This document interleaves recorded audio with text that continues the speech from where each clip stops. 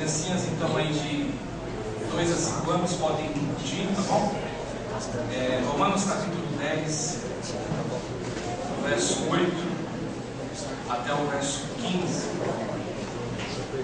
Romanos capítulo 10, do verso 8 até o verso 15.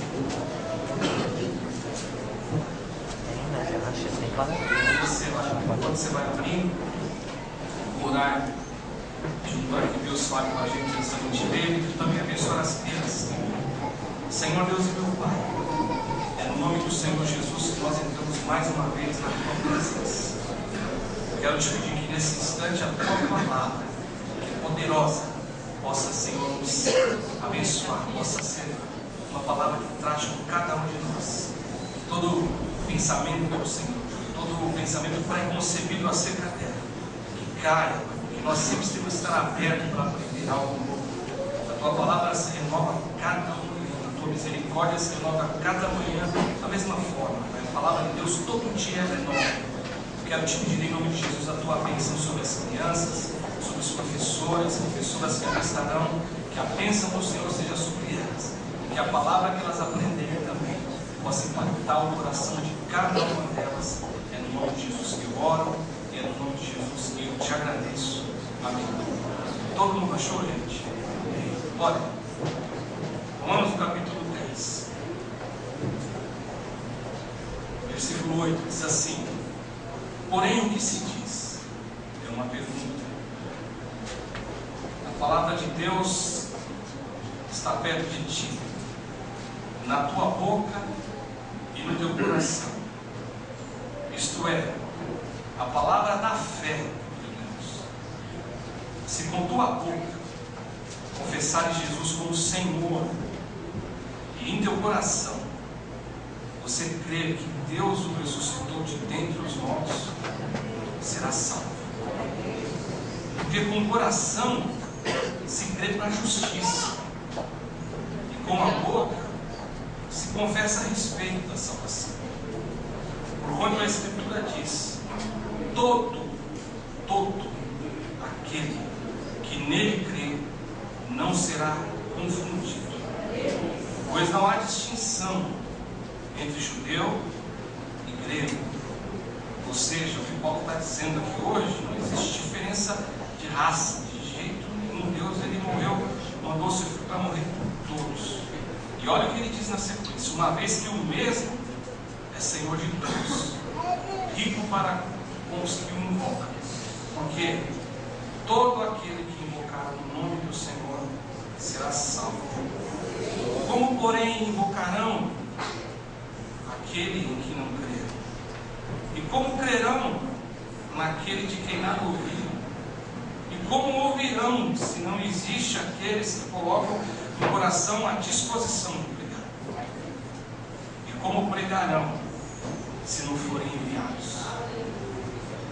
Como está escrito, algo cita um texto profético: quão formosos são os pés daqueles que anunciam coisas boas. Amém? Senta um pouquinho, deixa eu falar uma coisa bem rápida, eu estava me esquecendo. Escuta com atenção uma coisa que eu vou falar para você, que não é da palavra, é rápido. Todos que fizeram o curso de discipulado comigo, independentemente do ano que foi, todos, desde 2004, começamos em 2004. Nós precisamos que você nos dê um nome, tá? Isso não quer dizer que a gente vai com você para discipular, mas a gente quer falar com você, todos, sem exceção, todos. E o Celso está aqui hoje com a Elaine. O Celso, fica de pé, todo mundo conhece o Celso, mas vai que alguém não está lembrando do Celso. O Celso é ele, esse rapaz é bonito.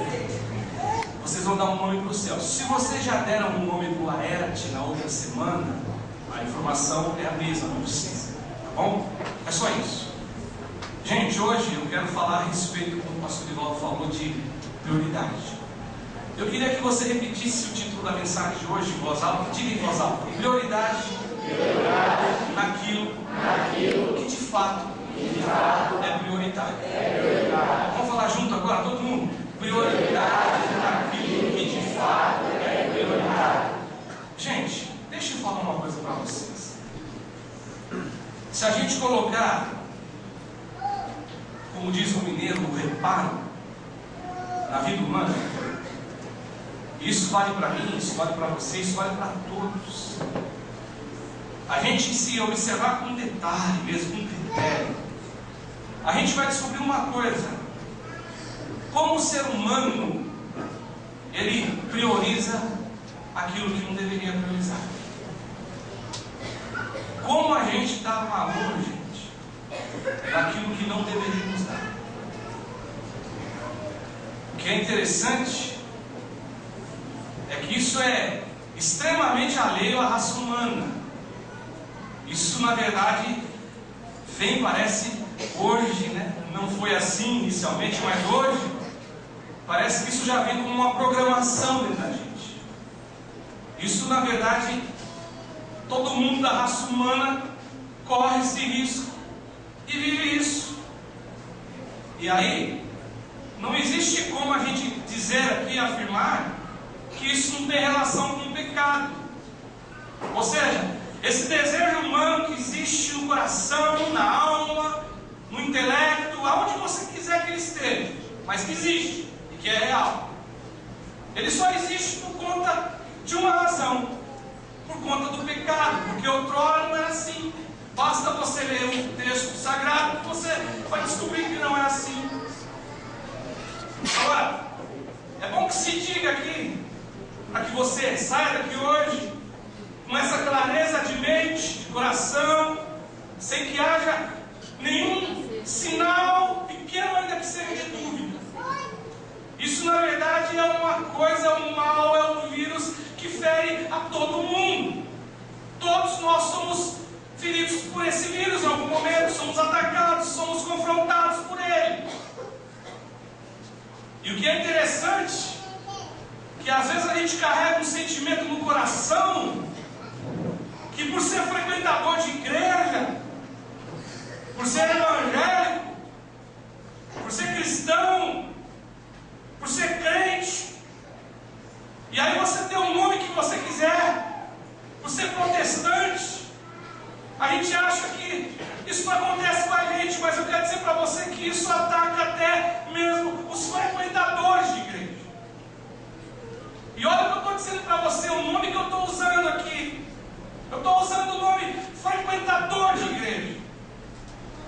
Porque tem muita coisa na vida que a gente acha que é, que a gente pensa que é, todavia as atitudes que nós temos dizem exatamente o contrário. E quando a gente bota a cara no espelho e olha e acha que somos aquilo, enxergamos aquilo, encaramos aquilo, todavia quem nos vê enxerga de um modo extremamente diferente.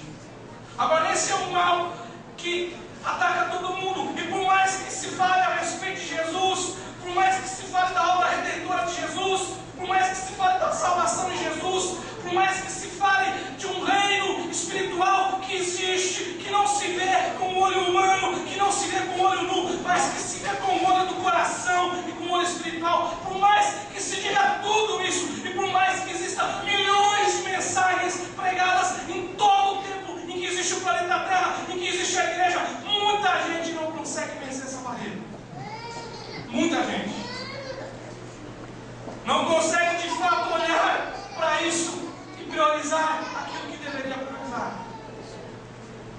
Eu me refiro aqui hoje àquilo que tem valor eterno, aquilo que eu digo para você que tem peso de eternidade.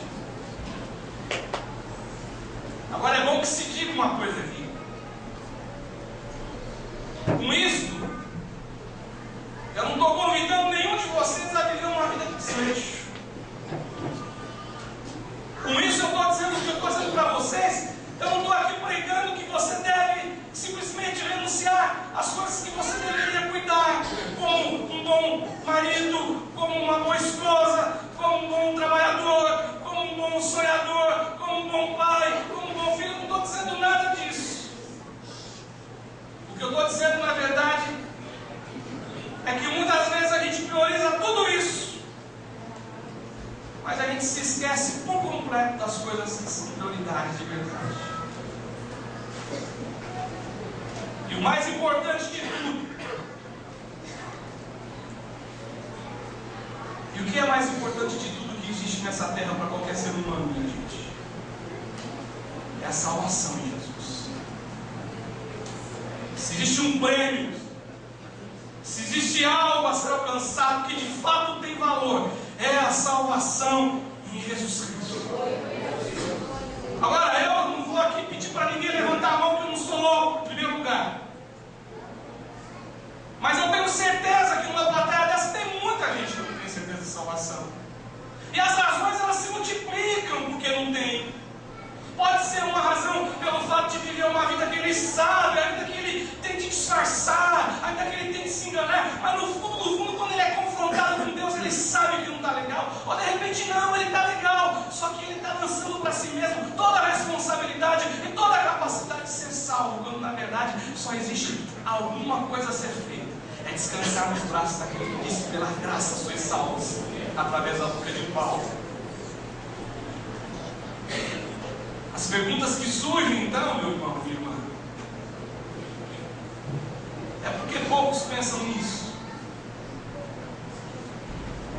É porque a gente pensa tão pouco nisso às vezes. Por que a gente fica nesse emaranhado de vida humana, esse emaranhado de sentimento humano, que tem tudo a ver simplesmente com o foco para a terra, e a gente se esquece do reino espiritual muitas vezes? Por que poucos planejam isso? Por que poucos não dão valor a isso, não se preocupam com isso? Mesmo nós cristãos, mesmo nós evangélicos, mesmo a gente que frequenta a igreja A, B ou C, a gente se esquece muitas vezes. A grande verdade é que se você fizer uma pesquisa aí, usar de uma ferramenta, dar um comando, como você tem um computador, de você entrar lá embaixo e dar um arquivo para procurar, e você procurar dentro de você algum momento, alguma situação, talvez alguns vão ter uma dificuldade imensa de encontrar. Onde se planeja, onde se pensa, onde se vive, onde se faz alguma coisa pensando nessa salvação.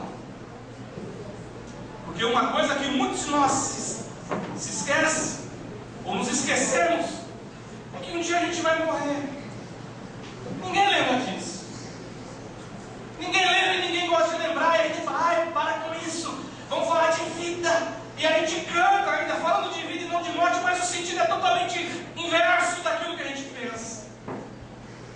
Mas todos nós vamos morrer, aceite você ou não, sorria você ou não, ache graça você ou não, ache que isso aqui é uma tremenda palhaçada você ou não, o certo é que todos vamos morrer. Mas a gente se esquece disso. A gente não se lembra disso.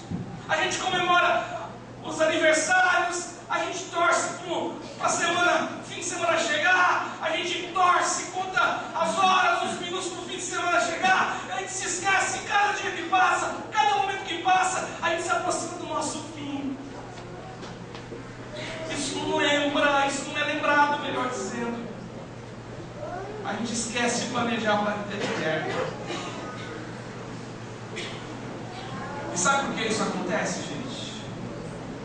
Porque você se esquece, eu me esqueço, nós nos esquecemos qual é o nosso alvo principal.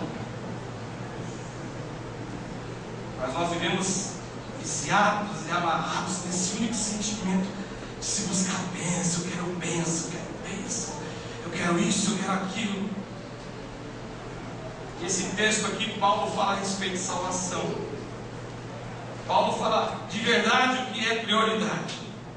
Paulo fala que para se atingir isso é necessário, não é necessário fazer malabarismos, coisas assim sobrenaturais que você tem que fazer, alguma coisa que você fala: puxa, o que eu tenho que fazer? Inventar algo fenomenal.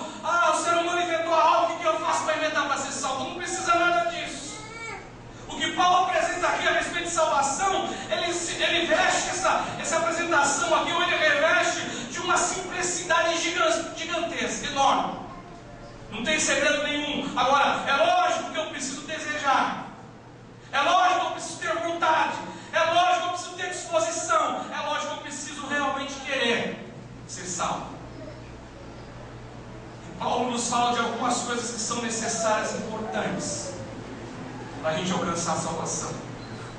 A primeira coisa que Paulo fala,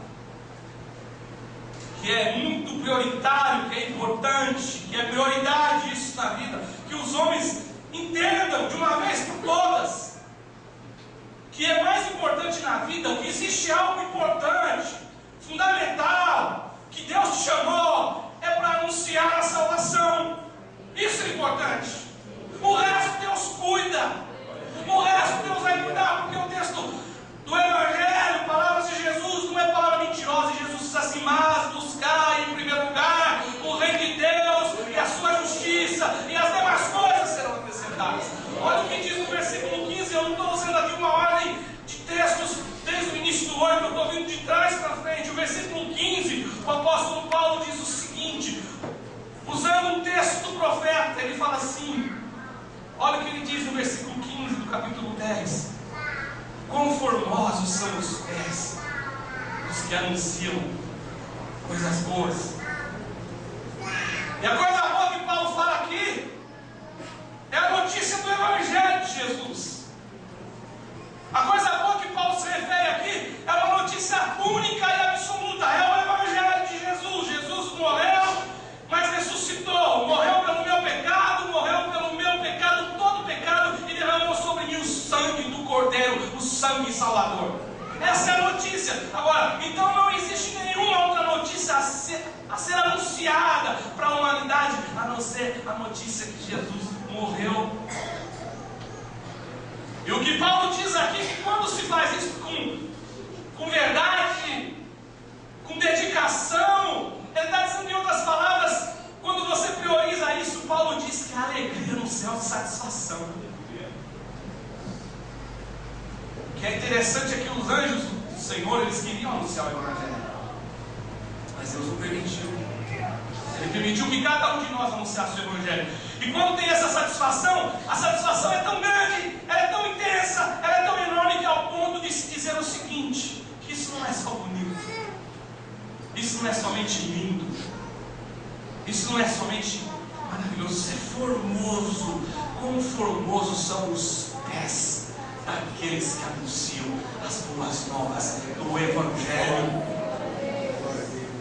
Eu não estou dizendo isso para te alegrar, mas eu estou dizendo que quando Deus olha você anunciando o Evangelho, a satisfação no coração de Deus é tão grande, que Ele inspirou Paulo, o profeta Isaías, dizer assim: quão formosos são os pés daqueles que vão anunciando o Evangelho, falando que existe uma notícia nova, e a notícia nova é: Jesus morreu e ressuscitou, e nos deu salvação em Cristo. Essa é a notícia. A segunda coisa que Paulo coloca a respeito de necessária e importante nessa questão de prioridade, ele diz assim que os homens devem entender definitivamente que salvação não existe quando alguém se dispõe a anunciar. No versículo 14, eu quero ler o 13 com você. Olha que interessante o que Paulo diz no versículo 13: porque todo aquele, e olha que aqui é todo mundo mesmo, é o ladrão, é o assassino que a gente fica condenando, é a prostituta, é o adúltero, todo que invocar o nome do Senhor, de verdade, do fundo da alma, do coração, porque teve um encontro com aquele que é o Senhor da vida e não da morte, todo aquele que invocar o nome do Senhor será salvo. E ainda que eu torço o nariz, porque eu digo, mas o meu vizinho não tem condições de ser salvo, ele fez isso, fez aquilo outro, mas o texto sagrado diz que todo aquele que invocar o nome do Senhor, todo aquele que tiver um encontro verdadeiro com Jesus e falar: Senhor, Tu és Senhor da minha vida, este será salvo. Agora, o versículo que vai na sequência, o 14, note a sequência inversa do que Paulo diz, como se atinge o resultado de que existe no coração de pessoas o desejo de invocar. Ele diz o seguinte, em primeiro lugar, olha que interessante, no versículo 15 ele fala assim, que é preciso atender o envio de Deus. Como pregarão se não forem enviados? Ou seja, o que a Bíblia está dizendo é que, na verdade, para que eu possa valorizar aquilo que é prioritário, eu tenho que entender que existe alguém chamado e que foi enviado por Deus. Quando eu dou aula sobre a igreja do Evangelho Quadrangular, eu digo que a irmã fundadora da nossa igreja, a MC Macpherson, ela nunca imaginou tal talvez ela nunca pensou que o negócio ia ser tão assim, estrondoso, de tal modo de chegar aonde chegou. E quantos outros que assim foram, mas foram chamados. E aí quando eu valorizo esse chamado, quando eu não me escondo de Deus como Jonas, quando eu não olho só para o vizinho dizendo é obrigação dele, é obrigação do pastor, o que o texto sagrado diz, e quando eu valorizo isso e priorizo, diante disso eu quero pregar, eu quero falar, eu quero anunciar, eu quero dizer, se Jesus foi bom para mim, salvou a minha vida, salvará a do meu vizinho, salvará do meu amigo. E quando isso acontece, alguém vai ouvir a palavra do Evangelho. E ainda que existe alguém, ou existe alguém que na verdade se apresente de modo extremamente contrário ao Evangelho, que existem pessoas assim, mas você pode ter certeza que vai existir uma alma sedenta da graça, do amor, do Evangelho de Jesus, do amor de Jesus, que vai seguir, porque ele vai ouvir. E esse ouvir não é simplesmente um escutar de qualquer modo, mas é um ouvir onde a palavra de Deus ela penetra o coração, ela penetra a alma, e a pessoa é salva por uma palavra do Evangelho que você priorizou, porque você foi chamado por Deus para pregar. Outra coisa que ele diz, e quando eles ouvem, então passando a ter o Evangelho, eles passam a valorizar aquilo que de fato é valoroso, e por conta disso eles passam a invocar o nome do Senhor, e porque eles passam a invocar o nome do Senhor, eles são salvos ainda. Outra coisa que o apóstolo Paulo fala, que é prioritário, em terceiro lugar, é que o ser humano precisa de fato entender que a respeito da salvação, Deus não faz distinção. Deus nunca vai fazer distinção. O versículo 12 desse texto, ele é de uma clareza enorme, quando Paulo diz assim, versículo 12, pois não há distinção entre judeu e grego. Você sabe que desde o início, o propósito de Deus, a proposta do Senhor era que o povo de Deus ele fosse, por exemplo, começou lá no Antigo Testamento, fosse até Canaã, e lá em Canaã, Deus disse muito claro para eles, vocês não vão imitar o costume deles, vocês não vão fazer o que eles fazem, pelo contrário, vocês vão seguir só um Deus, vai ser um Senhor só, e lá vocês vão ser aqueles que vão contaminar, no sentido extremamente positivo, se é que eu posso usar essa palavra assim, mas vão falar do amor de Deus, do Deus de Israel, e vão ver que aí vocês vão ser abençoados. Todavia aconteceu o contrário. Quando Deus chama os apóstolos, 12 apóstolos, aí começa aquela multiplicação de gente que conhece Jesus. A intenção de Jesus era para que eles pregassem para todo mundo, e eles resistiram de forma muito absoluta. Os apóstolos resistiram, Pedro resistiu, todos eles resistiram. Aí Deus levanta o apóstolo Paulo e foi o pregador dos gentios. Porque a ideia de Deus é que todos se salvem. A palavra de Deus, quando Paulo escreve a Timóteo, diz assim, que a vontade de Deus é que todos se salvem. Não há distinção de povo, gente. Não há distinção de raça, de cor de pele, de salário, de local onde se mora. Pelo contrário, olha que diz o texto no versículo 12. Pois não há distinção entre judeu e grego, uma vez que o mesmo é o Senhor de todos. Ele é Senhor de todos, rico para com todos o que invocam. Ele é rico para com todos, ele não fica tratando com diferença. Então eu tenho que entender que a salvação é para todo mundo. E aí a gente fica pensando, poxa, mas aquele bairro ele é muito assim, estilizado, é um bairro tão estilão, é muita gente rica, eu não vou falar do Evangelho. Fale do Evangelho, porque lá você vai encontrar uma alma sedenta precisando de Jesus, que vai entender que não existe distinção. A última lição, minha gente, desse texto, que Paulo coloca como aquilo que deve ser o caminho que vai te encaminhar para realmente para a prioridade. Os homens devem entender que o processo da salvação se dá com muita simplicidade. Não é nada complicado. A gente complica. Olha que diz, que coisa maravilhosa, versículo 8, a palavra anda do nosso ladinho todo dia. A palavra de Deus todo dia ali, alinhadinho com a gente, na boca e no coração. Aí ele fala, só que essa palavra é uma palavra da fé. E palavra da fé, ou seja, fé não se discute, não tem como discutir fé, é fé. E note a simplicidade de ser salvo, com a boca confessando Jesus. Ele é meu Senhor, Ele é meu Deus,